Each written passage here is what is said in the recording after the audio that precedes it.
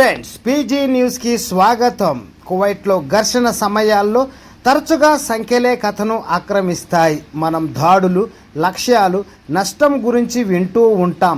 కానీ ప్రతి వార్తా శీర్షిక వెనుక ఒక మానవ ప్రాణం ఉంటుంది. నిన్న ఆ ప్రాణం సంతాన సెల్వం కృష్ణంది.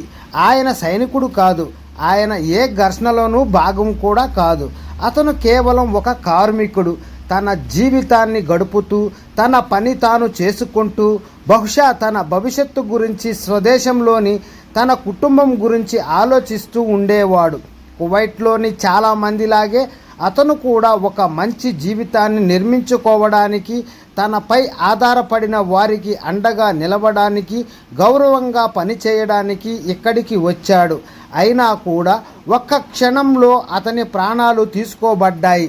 ఇది ఒక సాధారణమైనప్పటికీ కానీ కష్టమైన ప్రశ్నను లేవనెత్తుతుంది. అతనికి ఈ గతి పట్టడానికి అతను చేసిన తప్పేంటి? నిజం చెప్పాలంటే ఏమీ తప్పు లేదు. అతను ఏ తప్పు చెయ్యలేదు కూడా. అతను లక్ష్యం కాదు, కానీ బాధితుడయ్యాడు. తరచుగా విస్మరించబడే యుద్ధ వాస్తవికత ఇదే. ఇది ఎల్లప్పుడూ సంఘర్షణలో భాగమైన వారిని చేరదు.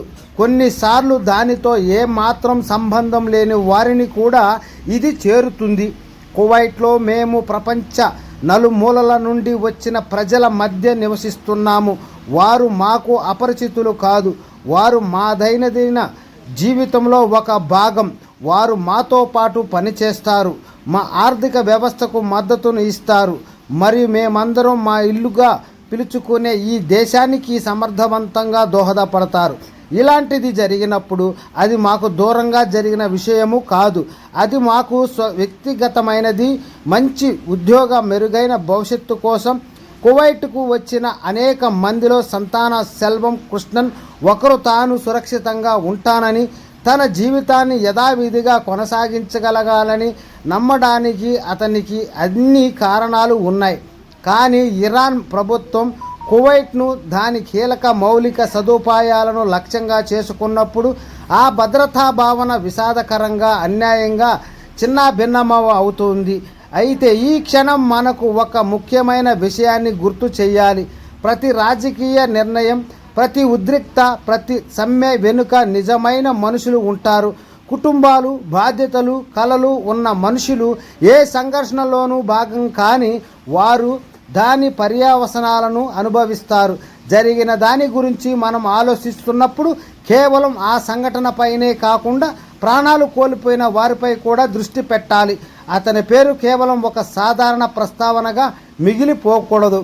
సంఘర్షణ వల్ల కలిగే మానవ నష్టానికి గుర్తుగా దానిని గుర్తుంచుకోవాలి. ఎందుకంటే చివరికి ఆ ప్రశ్న మిగిలిపోతుంది. ఓకే ఫ్రెండ్స్, ఇలాంటి మరెన్నో లేటెస్ట్ అప్డేట్స్ ఎప్పటికప్పుడు మీరు వెంటనే తెలుసుకోవాలనుకుంటే ఇప్పుడే మన ఛానల్ సబ్స్క్రైబ్ చేసుకొని బెల్ ఐకాన్ని యాక్టివేషన్ చేయండి. అలాగే వీడియోకు లైక్ చేసి మీ ఫ్రెండ్స్కు, మీ ఫ్యామిలీ మెంబర్స్ అందరికీ షేర్ చేస్తూ మన ఛానల్ సభ్యులుగా ఉంటారని ఆశిస్తూ ఉన్నాం. ఓకే ఫ్రెండ్స్, మరొక వీడియోలో మరిన్ని విషయాలతో మళ్ళీ కలుద్దాం.